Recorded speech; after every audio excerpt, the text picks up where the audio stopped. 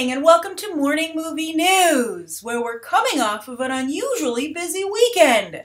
There was Star Wars Celebration, then Warner Brothers worked very hard to try and repair the damage from a leak that sprung on Thursday, and lo and behold, what do you know, on Sunday Disney sprung their own leak, and it likely came from the same damn place as the Warner Brothers leak. Yes, as I said, a very busy weekend indeed. And we're going to work our way through those stories in order, which means we're starting with Star Wars Celebration. Now, this event actually started on Thursday, and I've already posted my thoughts about the Force Awakens panel from Thursday. I posted those actually on Saturday. So much movie news is coming out. It can come out at any time, anywhere. It's been crazy keeping up with it, and I want to thank everybody for not only sticking with me and being interested in my thoughts, but also a lot of times notifying me of these breaking stories, because again, they can come from anywhere. But I have to say, we are also having a lot of fun. And I think that Star Wars Celebration itself was a lot of fun. I think this was a really big event for Disney. I think they can really chalk this one up for a win because they did a great job still maintaining some secrecy, but giving out a considerable amount of information, a number of great reveals in terms of costumes on display, etc., and also just generating a lot of excitement and really putting Star Wars in the middle of all the discussions that are taking place right now. I mean, it's a very crowded marketplace, and I think Star Wars did a great job carving a niche out of it for itself.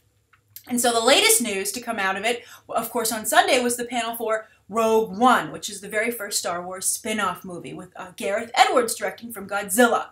Josh Trank was apparently supposed to also be at this panel, but the word was he was sick, so he had to sit it out. But it was a big day on Sunday for Josh Trank, actually, because Fox also sprung a leak with the Fantastic Four trailer, the new one, and I'll be reviewing that later today with a shot-by-shot analysis. So I guess Trank spent the day in bed, basking in the glory of a pretty good, I think, response to both of his projects. You know, the upcoming Star Wars spin-off that he'll be doing, and I think it was an overall pretty good response to the new Fantastic Four trailer. But anyway, back to Rogue One. As you can see, there's so much news, you have to have laser-like focus to make sure you stay on track with each property. Although, considering they share talent, that's so easy to intertwine them, and they share studios often. It is quite the web of delight for us. So, Rogue One, what did they divulge? Well, they showed a teaser, and they didn't officially release the teaser, so I can't show it to you, even though it has leaked online, but I can tell you about it. So basically what happens is that Obi-Wan Kenobi is giving like one of his old speeches from the films, and he's talking about the Jedi Knights. And as he talks, they pan over something that looks like a rainforest, but it's an alien planet, obviously, because this is Star Wars. So afterwards, after he's done talking, it's a short teaser, they pan up over from the treetops, and they pan up to the sky, and lo and behold, what can you see but the Death Star? And it's so massive, hanging out in space as it is. I mean, it's visible from the surface of this planet because it's so big, but it takes up almost the entire sky, and it takes you a moment actually to understand what you're actually looking at. And so that's the reveal, and you're like, oh my gosh, it's the Death Star. And then they have something come up that says Star Wars Rogue One anthology. So I guess it's going to be a couple of films. We'll see. Another trilogy. Gareth Edwards maybe will do one. Then he'll pass the torch to Josh Trank. It's difficult, I think, to switch directors and trilogies. We'll see how it works out for Star Wars, the main trilogy, even, because they're handing the reins over from J.J. Abrams to Rian Johnson from Looper and Brick fame. So, but it's difficult. I think, you like to have a really strong creative voice there, and usually the director's the one who anchors it. So we'll see how they're able to handle, changes of talent. Also, such a rapid expansion in multiple directions, because that's the other big reveal. Now, as we'd all heard, it had been rumored for some time there was going to be a bunch of rebels trying to steal plans for the Death Star. And that's exactly what it is. Now, we all know they succeed because in A New Hope, Episode 4, the rebels have the plans for the Death Star, which is the whole way that Luke Skywalker is able to know where to drop that bomb when they do that very exciting, third act action sequence when they're flying over the Death Star with the X-Wings. So it's a very cool sequence, and I think that franchises always love it when they can kind of like tie into events you already know about, right? Like, for instance, of course, as everybody knows, watching The Hobbit, many times you'd be like, oh, I know what's going to happen there, or I know what you're alluding to. You know, it's a fun way to like kind of leave lots of Easter eggs for the loyal and faithful audience members who know all this stuff. And actually, I think as these kind of movies become more popular, more and more people are a part of that group. You know, I think even mainstream moviegoers are starting to enjoy and partake in the fun of piecing these things together. But I do think that if you do that too much, it can be a little bit difficult. I think this is a fine line to walk, to jump around in the time stream so much. And actually, one of you even asked me, could you please clarify the order in which these movies take place? Because, you know, you had the original trilogy, 4, 5, and 6, which are like smack in the middle. Then you had the prequels, 1, 2, and 3, which took place before that. Now you have a new trilogy, which takes place way in advance, after, you know, the original trilogy, which is in the middle. And now you have these spin-offs, which are taking place between episodes 3 and 4. Now, maybe some fan favorites will show up. I would love it if Mr. Ewan McGregor would maybe come back into the fray, because we know Obi-Wan, of course, is active, and you know they did use his voiceover. So I would be fantastic if they could bring him back. I think a lot of fans have said they'd like to see Ewan McGregor return to the franchise, and Ewan McGregor has said he would like to return to the franchise. And I'm, of course, a huge Ewan McGregor fan these days. He's someone like Jake Gyllenhaal that took me a while to come on board, but now that I am, I'm solidly on board. So that would be very exciting, and I think would, you know, really bring some star power and kind of anchor these spin-offs. Because so far we have Felicity Jones in a role, and we also have Ben Mendelsohn apparently in talks. No word if that role's been finalized. But they didn't really talk about casting too much. They showed this teaser, or this proof of concept, I guess you could say. And then they also showed some concept art of all these rebel forces kind of like deploying on this alien planet. And I have to say, by the way, on a side note, the rainforest that they showed and the Death Star in the distance, it reminded me actually a lot of Avatar. And this is another situation where it's becoming so crowded in this space, I feel these properties have to work very hard to differentiate themselves from each other. So, I mean, I know that in Return of the Jedi, they already had kind of like, well, it wasn't a rainforest, but they had their forest whole space planet. They're like, we call dibs on that. And of course, Yoda kind of lived a little bit in like a rainforest type environment, right? I guess you could say. So maybe Star Wars can be like, hey, we were here first, everybody get out of our way.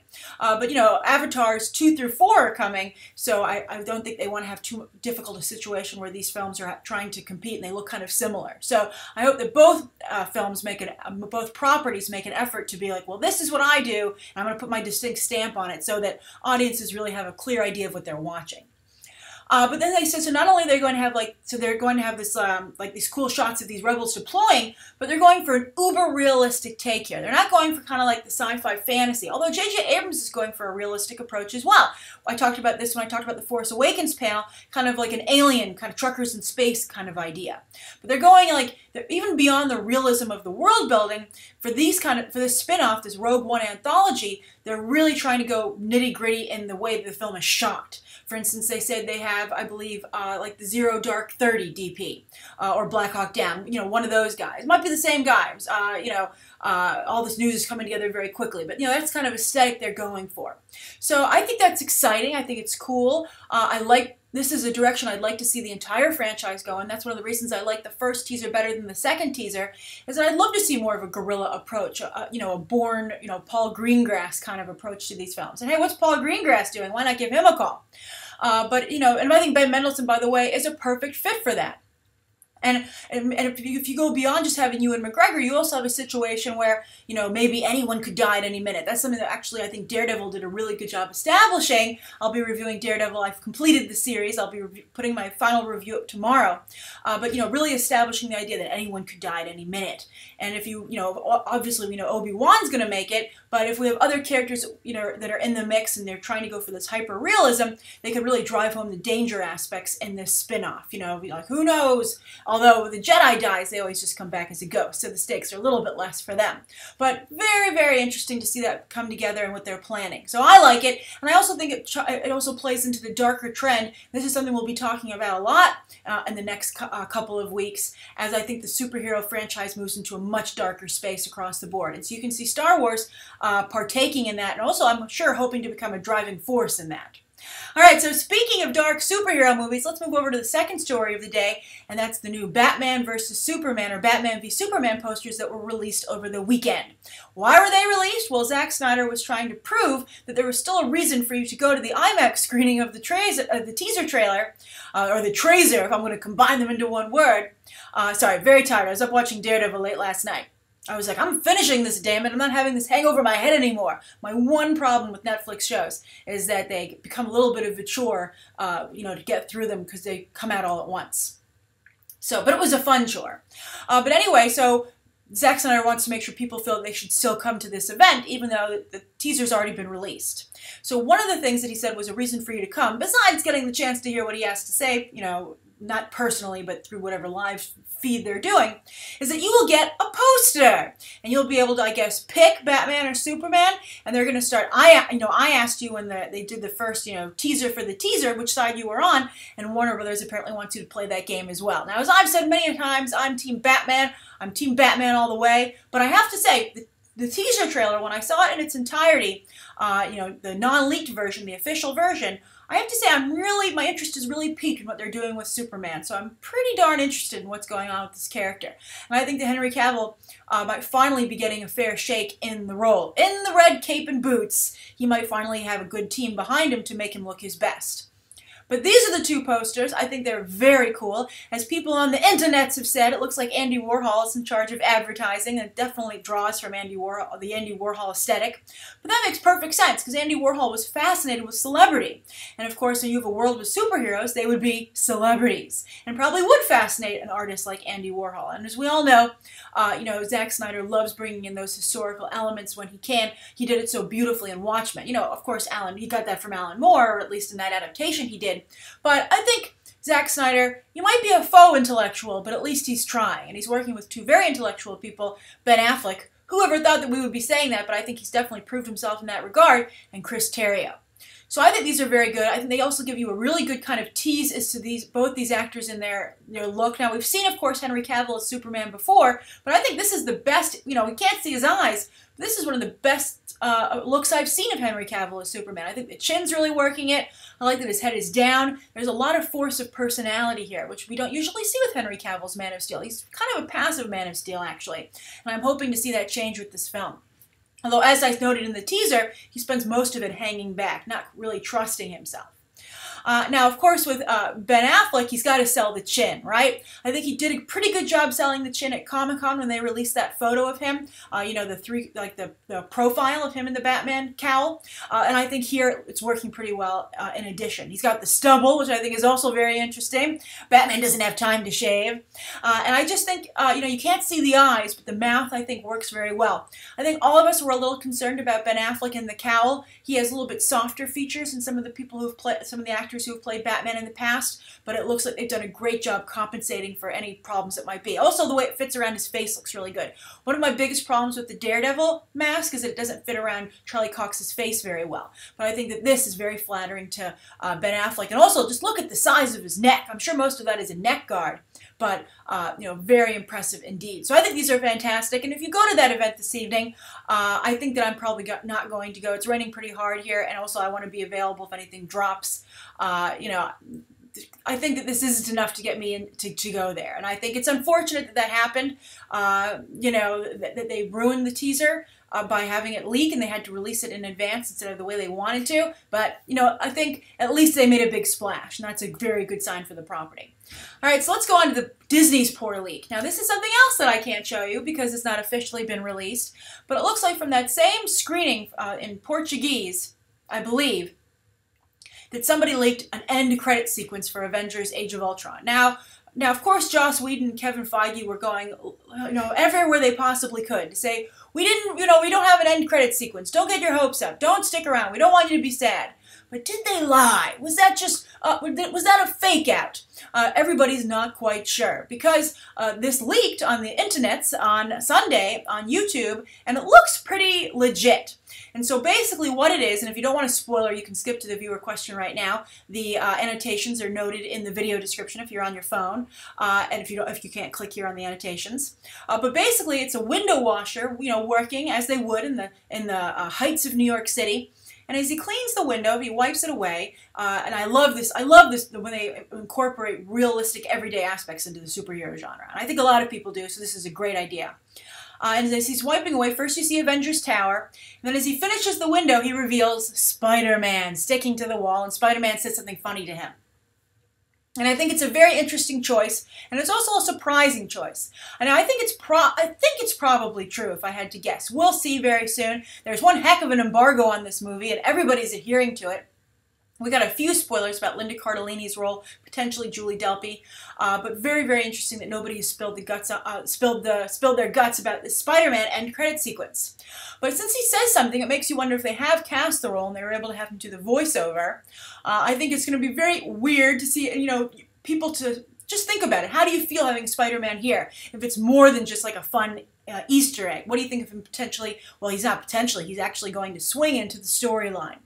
And then also, for them to get him up on the screen so quickly. I mean, Kevin Feige's very excited to play with his new toy, and I guess he's just not willing to wait. So I would suspect that if he says something, that means that Spider-Man's probably been cast, if I had to guess. So I think that's a very interesting situation as well. So we should probably get an announcement pretty soon. And I think Marvel needs that. I think Marvel, I actually have to say, I hope this is true. Because I think Marvel, and one of you even tweeted me this over the weekend, I think Avengers Age of Ultron is getting lost in the shuffle a little bit. I think there's too many other things coming out, and I think the tone is very different. I think things have gotten super dark, and I think Avengers is, while it's shifting towards the dark, it's not as dark as what everything else we're experiencing. So I think that it's almost as like it's missed its window of opportunity. So very weird situation that Marvel's even contributed to themselves with the release of Daredevil on Netflix. So I hope they didn't shoot themselves in the foot on that one. But Spider-Man, on that note, is a very bright and happy type of character, especially the way he's portrayed in this end credit sequence. So, as everybody else is going darker, Marvel finds itself swinging in a brighter, little happier direction. Now, I'm sure many will argue that Spider-Man's Civil War storyline is not that happy and bright. But you're ending your movie on a bright and happy note, whereas right now everything else everybody's experiencing, the superhero genre, is darker and more serious.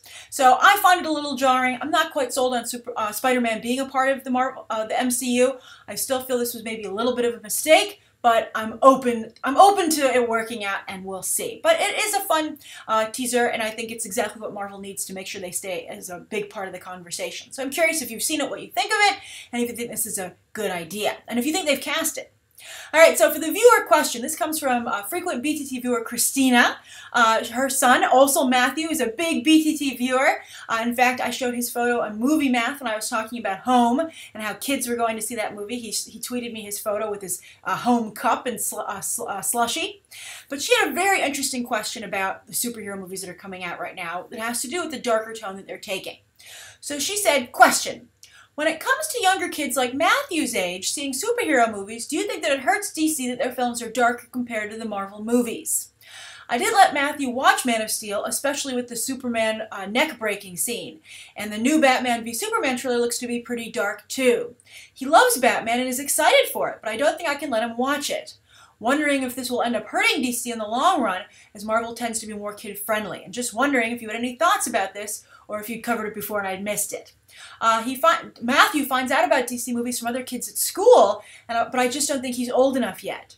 And she says, I guess the reason I'm thinking about this is because of all the superhero stuff blowing up and everyone's talking about it at school. And so, you have a situation where Matthew really would like to be able to watch the stuff and knows about it, but Christina feels she has to be the bad cop, and the bad guy, and say, no, you can't. So she just says, if Marvel goes darker than Loki and Ultron, that might also be a problem for her there as well. And then she even says about Daredevil, that Matthew found out about Daredevil, and she had to say no for that as well. Now, my suggestion to Christina, and she said she's doing this actually, is to go revisit the Batman animated series. Well, for her to revisit it and for her to introduce her son to it, because it's such a wonderful property, and I think it's just dark enough to make little kids feel like maybe they shouldn't be watching it, or if they're experiencing these characters as they're supposed to be, but it's still all ages friendly. Maybe not so much of the later Batman animated stuff, especially the Return of the Joker, but it's more appropriate than stuff going on in the movies. Now, this is a very interesting question. We've talked about this also before with PG-13 versus R-rated movies. And I do think that Marvel has benefited profusely from having kid-friendly entertainment. Lots of kids go, lots of families go, and that's why the Avengers, I think, did so well at the box office. It's why Spider-Man did so well in the box office back in the day, and why I think that, while Christopher Nolan's his last two Batman movies, The Dark Knight, The Dark Knight Rises, made it into the $1 billion club. They didn't perform as well as movies like Iron Man 3 and The Avengers. So I do think there's something to be said here, but I think that DC has no choice but to go the darker route because they need to distinguish themselves from the competition. And if they can do something really, really amazing and fantastic, and again, those action sequences are going to be a big part of the success factor financially for the film, they might be more competitive by getting people to go and see the movies multiple times in 3D, maybe in IMAX. But I think that they can't really go the kid-friendly route and differentiate themselves enough from Marvel. But I do think it is a little bit of a handicap in terms of their box office business. And this is a decision that Marvel is going to have to really think about very hard as well. Because as they try to maybe go a little darker, as we're seeing with Age of Ultron, to be competitive with DC, this really is a major competition here stylistically. Winter Soldier was darker. I'd be interested, actually, Christina, did you let Matthew see Winter Soldier? I don't think Winter Soldier is so dark you couldn't go and see that. I think Winter Soldier could be all ages. But we'll see if things get darker with Civil War and then also Infinity War. But that might be a reason that Marvel never gets truly dark. And they could find themselves in a really difficult situation where suddenly, if it works out, DC is getting a lot of praise for going there, being really intellectual and sophisticated, and Marvel's going to have to hang back and be like, hey, we'd love to do those things, but, this is a business decision and we want to remain all ages friendly. And maybe also because we brought these kids in as fans, we want to not have to, push them out of the party suddenly. So I think that's, I think it's definitely a situation. And I think that DC, if they were smart, would work a little bit harder to have something for Christina as a substitute. So she wouldn't have to go back to the Batman the Animated Series and Batman Beyond and those shows from, over a decade ago. And if they would offer a property now that, could be like, a placeholder so that younger viewers can feel like they're part of the excitement as well. For instance, they can bring back DC Nation and some of the really great animated series they had going on. But we'll see. This might be one instance where maybe they want to have maybe more of a kid-friendly adaptation available. Oh, this is something, by the way, we've been talking about even with DC animation, and that the DC animated movies they've been releasing recently are too dark even for young kids. Lots of killing and, very sexually suggestive situations, particularly in Suicide Squad. So that's another situation. If DC wants to move away from kids, I think that's definitely a decision they seem to be making, and if they're willing to pay the price in terms of, box office depreciation, and gamble that they'll make up for it in terms of prestige and maybe some awards nominations, well then, that's the dice that I would roll. But it's unfortunate, and I feel bad. So anyone who has any advice for what Christina can do for Matthew, so he can maybe not feel so left out, and so she doesn't have to be the bad guy, it would be much appreciated. So that's today's morning movie news. Thank you so much, everybody, for tuning in. Please write down below what you think of today's top 3 stories and the viewer question, anything you'd like to see covered tomorrow, and any questions that you might have. And stay tuned for those trailer reviews later today, both Fantastic Four and the final Jurassic World trailer, which is dropping around 11 a.m. Eastern Standard Time. All right, thanks for watching. Bye.